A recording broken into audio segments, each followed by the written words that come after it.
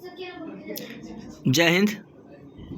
I hope आशा करते कि आप लोग अच्छे होंगे, मस्त होंगे, स्वस्थ होंगे। आज आप देखने वाले हैं class 10 science first lesson chemistry का most VVI objective subjective question आपको देखने को मिलेगा। तो अंत तक बने रहेंगे, आखिरी तक बने रहेंगे। मोस्ट वीवीआई सब्जेक्टिव क्वेश्चन देखने को मिलेगा 1 बाय 1। अगर आप याद करते तो बेस्ट ऑफ बेस्ट करने की आशा करते कि आप अपने रिजल्ट में कुछ बेहतर कर सकेंगे। चलते तो पढ़ते क्वेश्चन नंबर 5 की ओर। इससे पहले 4 क्वेश्चन को आप वीडियो में मिला होगा, आप देख लिए होंगे। अगर आप क्लास 10 के प्रीपेयर अच्छी तैयारी करना चाहते हैं तो आपका अपना चैनल केवीएस कोचिंग सेंटर को लाइक शेयर कमेंट जरूर कर सकते हैं। चलिए क्वेश्चन पढ़िए कि वायु में जलाने से पहले मैग्नीशियम रिबन को साफ क्यों किया जाता है।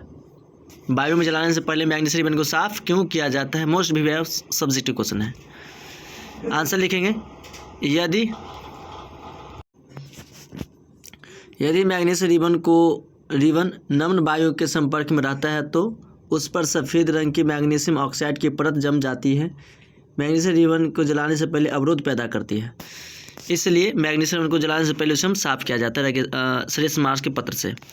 मतलब ये हुआ कि यदि मैग्नीशियम रिबन पर नम्न वायु के संपर्क में रहता है तो उस पर सफ़ेद रंग की मैग्नीशियम ऑक्साइड की परत जम जाती है।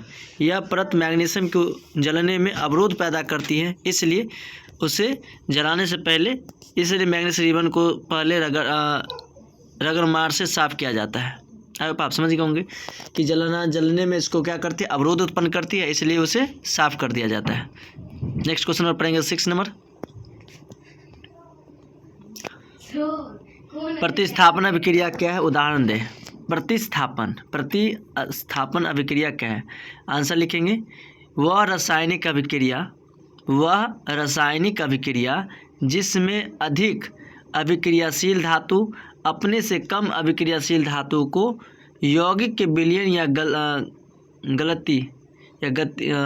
गलित अवस्था से विस्थापित कर देते हैं, उसे प्रतिस्थापन अभिक्रिया कहते हैं। देख रहे हैं यहाँ लिखा है प्रतिस्थापन अभिक्रिया कहते हैं। कहने का मतलब ये हुआ कि वह रासायनिक अभिक्रिया जिसमें अधिक अभिक्रियाशील धातु कम क्रियाशील धातु को अपने से अलग विस्थापित कर देते हैं, तो उसे अभिक्रिया को हम प्रतिस्थापन अभिक्रिया कहते हैं। जैसे लिखा है ferrous sulphate plus copper sulphate, ferrous plus लोहा प्लस कॉपर सल्फेट, तो रिएक्शन करवाएंगे तो फेरस को सल्फेट के साथ बनेगा फेरस सल्फेट, और कॉपर क्या होगा, बाहर निकल गया।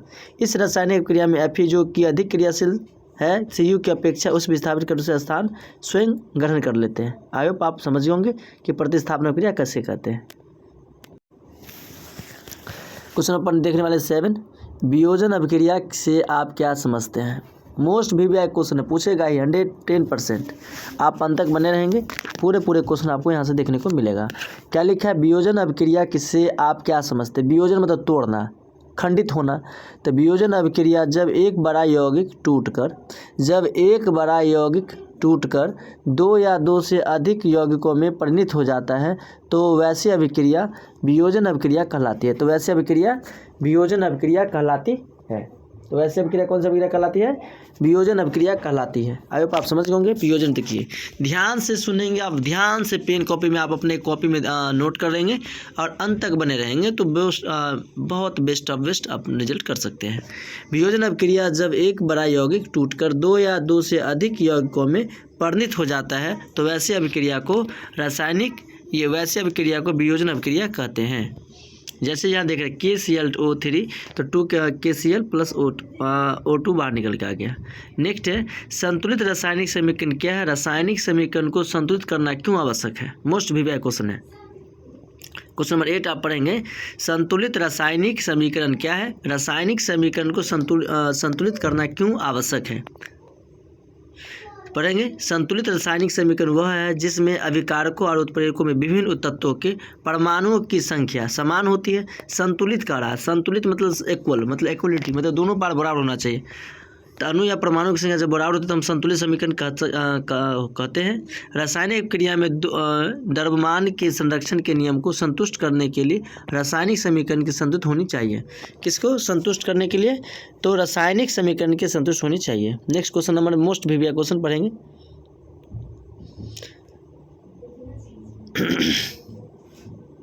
ऊष्माक्षेपी एवं ऊष्माशोषी अभिक्रिया क्या अर्थ क्या है। ऊष्माक्षेपी एवं ऊष्माशोषी अभिक्रिया का अर्थ क्या है? अब उत्तर लिखेंगे। ऊष्माक्षेपी अभिक्रिया ऐसी अभिक्रियाएं जिनमें ऊष्मा निकलती है। ऊष्माक्षेपी मतलब ऊष्मा निकलती है, ऊष्माक्षेपी अभिक्रिया कहलाती है। उदाहरण के लिए मीथेन दहन की अभिक्रिया ऊष्माक्षेपी अभिक्रिया है। मतलब कोई ऐसी अभिक्रिया हो ऊष्माक्षेपी में जो ऊष्मा देता है उसमें ऊष्माक्षेपी अभिक्रिया कहते हैं। कौन सी अभिक्रिया कहते हैं? ऊष्माक्षेपी अभिक्रिया कहते हैं। जैसे यहाँ देख रहे CH4 मीथेन प्लस ऑक्सीजन को रिएक्शन कराने का कार्बन डाइऑक्साइड और जल बाहर निकला और ऊर्जा निकल के आया। 880.4 kg मोल होता है यहाँ तक।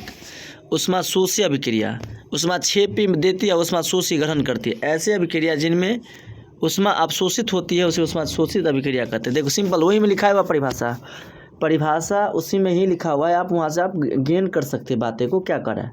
ऊष्माक्षेपी ऊष्मा देती है, ऊष्माशोषी जो ऊष्मा को ग्रहण करता है उसे हम क्या कहते हैं? ऊष्माशोषी अभिक्रियाएं कहते हैं। उदाहरण बेरियम ऑक्साइड तथा अमोनिया थायोसायनेट। यहाँ सब एग्जाम्पल देख सकते हैं यहाँ पर।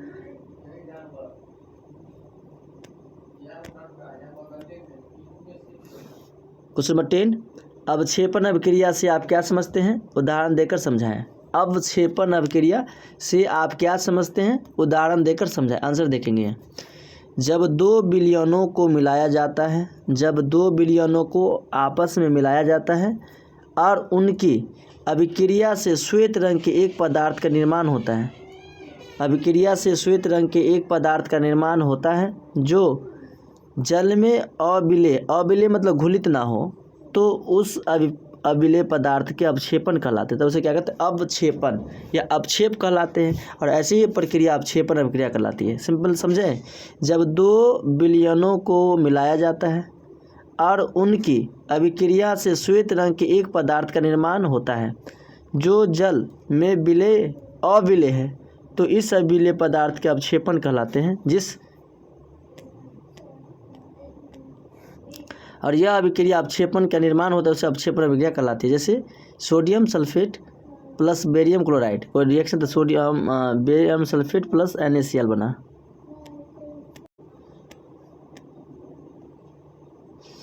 देखने वाले हैं क्वेश्चन नंबर 11, श्वसन को ऊष्माक्षेपी अभिक्रिया क्यों कहते हैं? वर्णन कीजिए। श्वसन, आप कहेगा सर श्वसन क्या होता है? आप एक हमें कमेंट करके बताएं कि श्वसन क्रिया कब होती है, दिन में, रात में, हमेशा या कभी नहीं? कमेंट करके बताएं। तो लिखेंगे हमें जीवित रहने के लिए ऊर्जा चाहिए। हमें जीवित रहने के लिए क्या चाहिए? ऊर्जा चाहिए। जीवित रहने के लिए क्या चाहिए? हमें ऊर्जा चाहिए। जीवित रहने के लिए हमें क्या चाहिए? ऊर्जा चाहिए। यह ऊर्जा हमें भोजन से मिलती है। यह ऊर्जा हमें भोजन से मिलती है जिसे हम खाते हैं और पाचन के दौरान भोजन सरल पदार्थों में टूट जाता है। सरल मतलब नॉर्मल सी पदार्थ नहीं, छोटी बातें में क्या होती है? हम खंडित में टूट जाते हैं। जैसे कि पपाचन क्रिया कहाँ से स्टार्ट होती है? तो मुख से होती है। नॉर्मल सी बात, आपसे बहुत बार पूछा जाता है क्वेश्चन कि पाचन क्रिया कहाँ से स्टार्ट होती है, तो सरल शब्दों में पदार्थों में टूट जाता है। उदाहरण के लिए चावल, आलू तथा ब्रेड में कार्बोहाइड्रेट होता है। क्या होता है? कार्बोहाइड्रेट होता है। ये कार्बोहाइड्रेट टूटकर ग्लूकोज बनते हैं। यह ग्लूकोज हमारे शरीर की कोशिकाओं में ऑक्सीजन से संयोग करते हैं और ऊर्जा प्रदान करते हैं। इसी अभिक्रिया का विशेष नाम श्वसन है। इसी अभिक्रिया का नाम क्या है? श्वसन है। बहुत भी क्वेश्चन, चलिए एक बार फिर से हम समझाते हैं बढ़िया से। हमें जीवित रहने के लिए ऊर्जा चाहिए। हमें जीवित रहने के लिए क्या चाहिए? ऊर्जा चाहिए। यह ऊर्जा हमें भोजन से मिलती है। क्वेश्चन तुमसे कोई पूछ दे कि हमें ऊर्जा कहाँ से मिलती है, तो भोजन से ऊर्जा मिलती है। अगर मान लो 2 दिन खाना नहीं खाते तो बॉडी काम करना उतना जितना परफेक्टली खाना खाने के बाद होता है उतना नहीं कर पाते हैं। जिसे हम खाते हैं पाचन के दौरान, पाचन के दौरान भोजन सरल पदार्थों में टूट जाता है। उदाहरण के लिए चावल, आलू तथा ब्रेड में कार्बोहाइड्रेट होता है। ये कार्बोहाइड्रेट टूटकर ग्लूकोज बनाते हैं। यह ग्लूकोज हमारे शरीर की कोशिकाओं में ऑक्सीजन से संयोग करते हैं और ऊर्जा प्रदान करते हैं। इस अभिक्रिया का विशेष नाम श्वसन है। आई होप आप समझ गए होंगे। ये ग्लूकोज का फार्मूला है। C6H12O6 पूछे ग्लूकोज का फॉर्मूला क्या होता है? C6H12O6 यानी कार्बन 6, हाइड्रोजन 12, ऑक्सीजन 6। और ये क्या है? ऑक्सीजन 2 को रिएक्शन कराने कार्बन डाइऑक्साइड और जल और ऊर्जा मिलते हैं। हमें क्या मिलती है? ऊर्जा मिलती है, कार्बन डाइऑक्साइड और जल। तो क्या कार्बन डाइऑक्साइड बाहर निकाल देते हैं, ऑक्सीजन को एब्जॉर्ब करके ऊर्जा बनाते हैं। ग्लूकोज चूँकि श्वसन अभिक्रिया में ऊष्मा निकलती है, अतः श्वसन अभिक्रिया एक ऊष्मा क्षेपी अभिक्रिया है। क्या नहीं, कौन सी अभिक्रिया है? ऊष्मा क्षेपी अभिक्रिया है।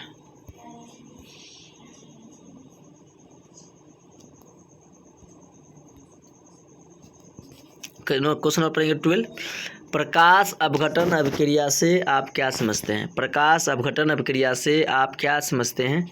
उत्तर हुआ अपघटन अभिक्रिया। अपघटन या वियोजन वह अभिक्रिया है जिसमें किसी यौगिक के बड़े अणु को टूटने से दो या दो से अधिक पदार्थ बनते हैं जिनके गुण मूल यौगिक के गुण से बिल्कुल भिन्न होते हैं। समझ गए? अपघटन या वियोजन बात सब वही है, दोनों का सेम नाम है। जैसे पर्यायवाची शब्द होता है, सेम वही वर्ड होता है। अपघटन अभिक्रिया, अपघटन या वियोजन अभिक्रिया वह अभिक्रिया है जिसमें किसी यौगिक के बड़े अणु के टूटने से दो या दो से अधिक पदार्थ बनते हैं जिनके गुण मूल के यौगिक से बिल्कुल क्या होते हैं? भिन्न होते हैं। जैसे यहाँ देखेंगे प्रकाश द्वारा ऊर्जा अपघटन, AgCl को सूर्य के प्रकाश से करेंगे तो एल्यूमिनियम अम्ल होगा, Ag चांदी और सिल्वर कोरा अलग हो जाएगा। वियोजन या संयोजन अभिक्रिया का विपरीत क्यों कहा जाता है? उत्तर देखेंगे वे अभिक्रियाएं जिनमें दो या दो से अधिक पदार्थ संयुक्त होकर केवल एक पदार्थ बनते हैं उसे संयोजन अभिक्रिया कहते हैं। मतलब दो या दो से अधिक पदार्थ को बनाएंगे। जैसे समझ लीजिए घर बनाने में बहुत सी पदार्थ की आवश्यकता होती है, तो सबसे बनकर जो घर बन गया तो संयोजन हो गया। अगर घर को तोड़ेंगे तो बहुत सारा पार्ट टूटेगा तो वियोजन हो गया। सिंपल से उदाहरण आप समझ सकते हैं। तथा वे अभिक्रिया जिनमें यौगिक दो या दो से अधिक पदार्थों में टूटते हैं उसे वियोजन अभिक्रिया कहलाती है। अतः वियोजन अभिक्रिया संयोजन अभिक्रिया से बिल्कुल विपरीत है। मतलब संयोजन में जुड़ता है, वियोजन में टूटता है। एक ही बात में लिख सकते हैं आप, उतना रट्टा मारने की जरूरत नहीं, आप समझ जाइए। संयोजन मतलब जुड़ना, वियोजन मतलब टूटना। यही तो आपका आंसर है।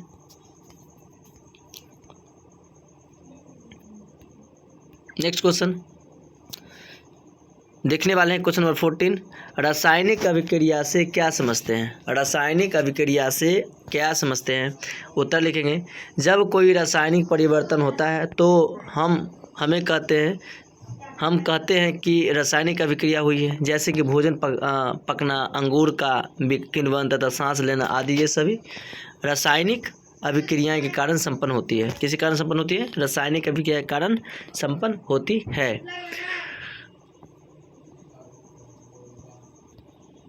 नेक्स्ट क्वेश्चन देखेंगे आप, संतुलित और असंतुलित समीकरण में क्या अंतर है?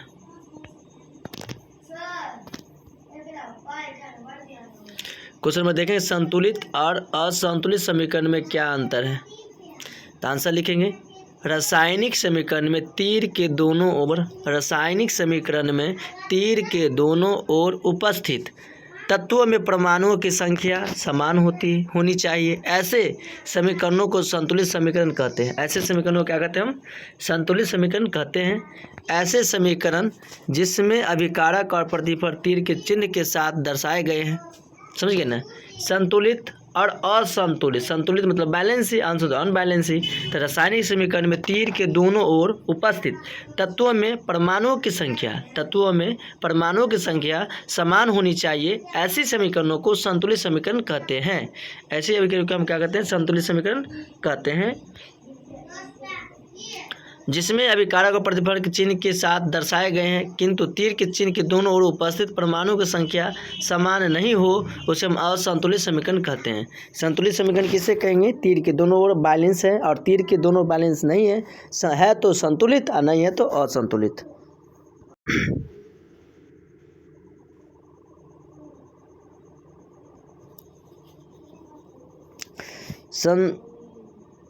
क्षारण से आप क्या समझते हैं? क्या आप इस दैनिक जीवन में इनसे प्रभाव को देख सकते हैं? तो आंसर लिखेंगे यस।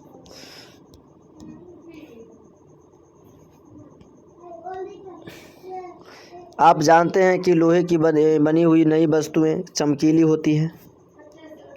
कुछ दिन बाद वायु में छोड़ दिए जाने पर इसकी सतह पर लालिमा युक्त भूरे रंग की परत चढ़ जाती है।